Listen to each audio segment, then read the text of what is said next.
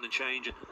Look, there's no surprise that shares come in though, Colin. You know, as Razor said, Botman's been out for 10 months. He's come back into real high profile games. You know, his first game back was Spurs away, high intensity game. Looked rusty early on, as you would expect, you know, but he grew into the game. And I thought at Arsenal in the cup tie he was terrific. I thought some of the blocks he made, some of the tackles he put in, some of the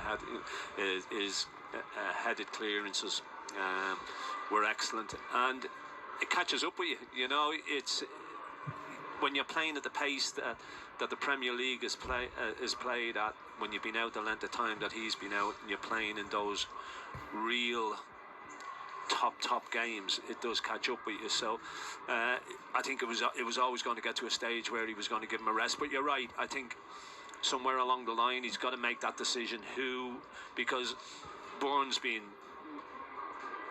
excellent this season, you know, from a defensive point of view. He's been steady away, you know. He's been his levels of performances have really been good. So you would think that he's nailed on in there. It's who plays alongside him, and yeah, he's got to make that decision who that's going to be. I don't think you can keep changing it week in, week out just to try and keep people happy. He's got to make a decision who that partner's going to be. Yeah, I mean, specifically on today though, Razor, you kind of alluded to it already. There is a need to bounce back from what was a surprise and a hefty defeat by Bournemouth. It was, and it was deserved as well. Bournemouth were brilliant. They could have won by more. Newcastle were well off it. From the first couple of minutes, Bournemouth made their intent clear, and Newcastle couldn't live with them, even though they got level midway through the first half. They never looked likely in that game when it came to getting anything out of it. Now, I think this today is a very favourable looking fixture. A team away from home who are bottom of the Premier League, Southampton. They're only 10 points from safety, but that would mean they need to overturn 4 results to catch up with the teams just you know, in and above the line when it comes to relegation.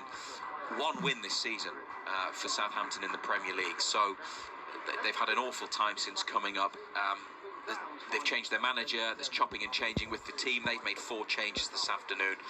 One of the players missing is the goalkeeper, Aaron Ramsdale. So I just think it's inevitable what's going to happen to Southampton. You don't see them getting out of trouble. Their record at St Mary's isn't good, and the way they play as well, they'll surely give Newcastle chances at the back. So look, you can never be certain, but you would feel that Newcastle should get the opportunity to perhaps start another winning run as they go into a key period with Fulham next week, and then the second leg of the semi-final against Arsenal before the FA Cup 4th round tie. Some big games ahead, but they've got to do the job today, Newcastle and Eddie Howe. And if they win, Colin, then they'll go back above Manchester City and Chelsea and into 4th, potentially just temporarily, unless it's a huge win. But City and Chelsea play each other at 5:30, so at least one of those teams will drop points, and that's another reason why it's important for Newcastle in the race for the Champions League and at least European football to pick up 3 points today. But having analysed the Bournemouth match, this is what Eddie Howe wants to see from his players this afternoon. I think whenever you see a game like that, there isn't one thing.